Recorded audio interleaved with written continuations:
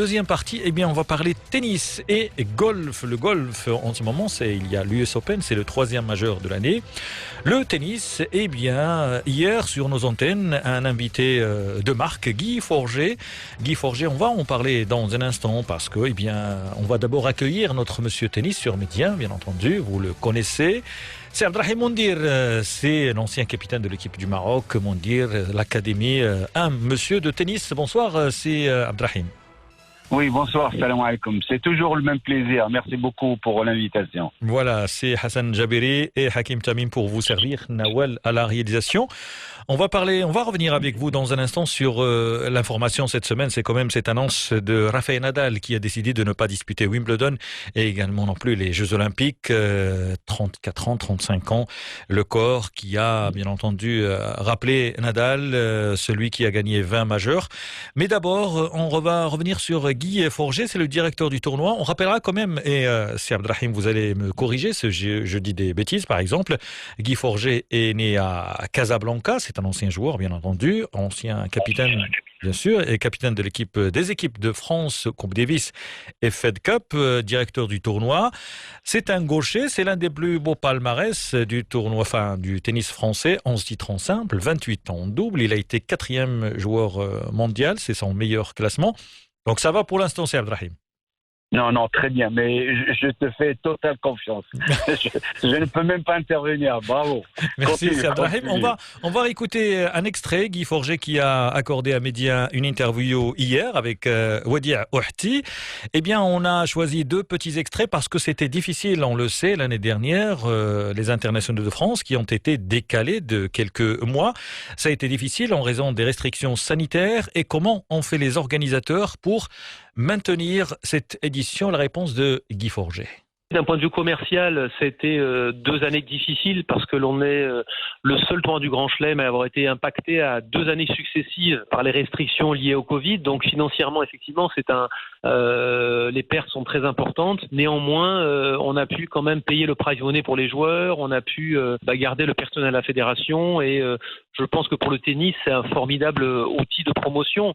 Après, la difficulté pour nous organisateurs, ça a été jusqu'au bout de ne jamais savoir combien de personnes on allait pouvoir accueillir dans le stade, est-ce que nos partenaires allaient pouvoir faire venir leurs clients.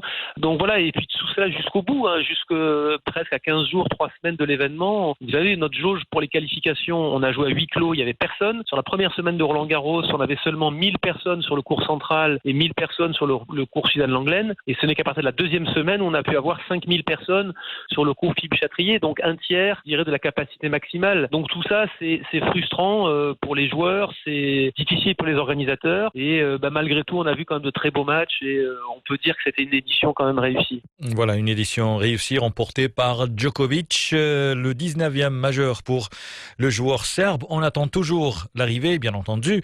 La nouvelle génération essaye, tente, mais il se trouve qu'il y a des joueurs historiques, bien entendu, quand on parle de Djokovic, Nadal ou encore Federer. Mais n'empêche, pour Guy Forget, la nouvelle génération va finir par s'imposer.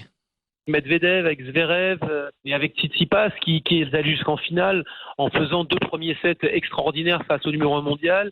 Il lui a manqué peut-être un petit peu de fraîcheur physique, un petit peu d'endurance, un petit peu d'expérience aussi pour gérer cette fin de match. Le vainqueur chez les hommes se rapproche du record de Nadal et de Federer puisqu'il gagne son 19e tournoi du Grand Chelem.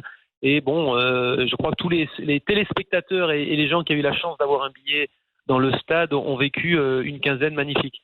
Voilà, Guy Forget, le directeur du tournoi de Roland-Garros, bien entendu, je le disais tout à l'heure, invité de marque avec Wadia Ouhti hier, invité de marque également, c'est Abdrahim Mondir, c'est quasiment la même chose, ancien capitaine de l'équipe du Maroc. C'est Abdrahim, avant de revenir sur la nouvelle génération et d'autres aspects, une petite réaction quand même parce que c'est une information. On a attendu la décision de Rafael Nadal, il a été éliminé pour rappel en demi-finale à Roland-Garros, il a décidé de faire l'impasse sur Wimbledon, le rendez-vous sur gazon, et également les Jeux Olympiques, un titre qu'il a déjà remporté, c'est Abdrahim. Oui, dimanche dernier, je parlais déjà je me disais, j'espère me tromper, mais quand on regarde Rafael Nadal, Rafael Nadal, c'est comme un enfant à nous, parce qu'on le suit depuis 20 ans maintenant, on a regardé tous ses matchs, on sait comment il mange, comment il s'entraîne. Et là, quand je l'ai vu perdre en demi-finale, je sentais sur son visage qu'il voulait nous dire au revoir. Et en plus de cela, il faut toujours penser aussi à la morphologie qu'il a. Un joueur comme Federer a besoin de moins de temps pour récupérer qu'un joueur comme Nadal.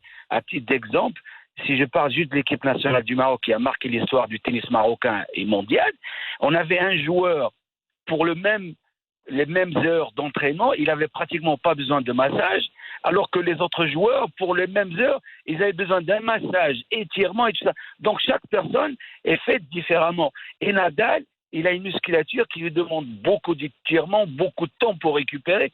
Et on sentait que c'était difficile pour lui de se remettre dans le bain, parce que pour arriver avec son jeu, parce qu'il n'a pas le jeu de Federer, et c'est pas méchant, c'est pas péjoratif, parce que Federer, il profite souvent de la vitesse de la balle de l'adversaire, il joue tôt, il se fatigue moins, les échanges sont moins durs, sont moins difficiles, sont moins lents, alors que le pauvre Nadal, il a besoin de souffrir, il est dans la souffrance quasiment tout le temps.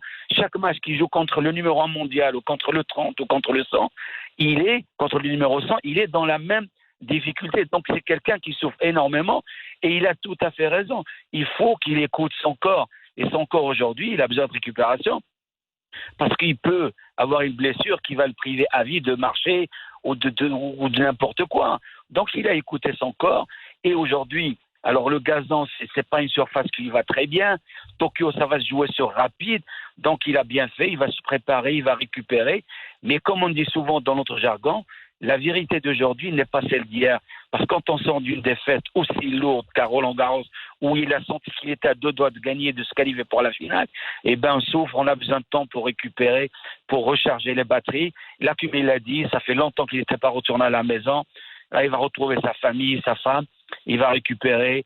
Wimbledon va passer vite, et l'envie de rejouer, d'aller s'entraîner va revenir, et ça va lui reprendre. Voilà, justement, vous parliez, Abdrahim, du gazon, quelques informations, et après on aura une question sur les spécificités du gazon, et la transition est très difficile, c'est très rapide, on vient d'à peine de quitter la terre battue. Eh bien, sachez que le Canadien Milos Raonic a annoncé qu'il ne jouera pas le tournoi du Grand Chelem de Wimbledon, qui démarre le 28 de ce mois. À propos des résultats enregistrés, eh bien, sachez que l'Italien Matteo Berrettini a remporté aujourd'hui le tournoi du Queens, une victoire face au Britannique Cameron Norrie. Et puis, le Français Hugo Humber qui s'est imposé à Halle où, eh bien, on l'a vu cette semaine, Roger Federer était aligné, mais il a disparu, entre guillemets, dès le deuxième tour. Et puis, côté dames, la Tunisienne Ons Jabeur a remporté son premier titre à Birmingham. Voilà donc pour le tour d'horizon de l'actualité du tennis et les résultats. Puisque c'est la saison sur herbe, quelles sont les spécificités? Il y a déjà la transition qui est difficile de la terre battue sur gazon. Et puis le gazon, est-ce que c'est du service volé? Est-ce que c'est... Enfin, c'est vous le technicien, c'est vous qui allez nous donner les spécificités. Non, mais d'abord, je te remercie d'avoir parlé des résultats, parce que la semaine dernière, je disais que les résultats sont cyclistes. Et on commençait à attaquer le tennis français parce qu'il n'y a pas eu de résultat à Roland-Garros. Et moi, je disais, c'est cyclique, il faut continuer à travailler, à attendre. Aujourd'hui, qu'est-ce qu'il fait Hugo Humbert? Humbert, il gagne à Halle sur gazon en Allemagne. Ça veut dire qu'il y a du travail qui est fait derrière, et les résultats ne demandent que de la patience pour arriver. Alors maintenant, pour passer de la terre battue au gazon, c'est un autre jeu complètement différent. Alors souvent, on pense que c'est le service qui fait la différence, mais je peux citer plein de joueurs qui n'ont pas eu de grands services, à commencer par le fameux Suédois Björn Borg, qui avait un service plus ou moins moyen. Agassi, il avait un service plus ou moins moyen, mais ils étaient de grands retourneurs. Donc il faut avoir un service assez bon et un excellent retour, parce qu'il faut savoir lire les trajectoires du service de l'adversaire, et à partir du moment où on a un service plus ou moins moyen et un grand retour, on se donne beaucoup plus de chances de gagner sur gazon. Alors, le gazon, ça va se jouer sur 2 semaines. Alors, la première semaine, le terrain est hyper rapide, parce que le gazon est encore neuf, les joueurs n'ont pas encore marché beaucoup dessus, donc le terrain est plus rapide. La deuxième semaine, et vous allez voir quand vous regardez les matchs à la télé, il y a plein d'endroits où il y a pratiquement plus d'heures, on revient pratiquement si je peux oser dire qu'on revient pratiquement sur la terre battue. Ça reste du gazon, mais la surface, elle devient moins rapide que la première semaine. Donc, j'insiste que le jeu... Alors, tu as bien annoncé, vous avez bien annoncé le service volé. À un moment, oui, les joueurs, il fallait qu'ils fassent beaucoup de services volés, mais aujourd'hui, les joueurs vont tellement peu à la volée parce que la balle revient très très vite. Donc, il y a pratiquement plus de jeux service volé. On va trouver peut-être un joueur sur 100 qui va baser son jeu sur le service volé, mais la base, ça va être le service et surtout un grand retour. Voilà donc pour les spécificités du gazon à la sortie. On va essayer d'avancer parce qu'on a encore le golf au menu et d'après les statistiques que j'ai, les meilleurs retourneurs, ceux qui renvoient les services, il y a Djokovic bien sûr, il y a Agassi et il y a Abdrahim Mondir, l'ancien capitaine. Merci, merci beaucoup, c'est Abdrahim Mondir pour toutes ces précisions et on espère vous avoir le week-end prochain pour bien Avec entendu. grand plaisir. Merci beaucoup. C'est très gentil, c'est Abdrahim.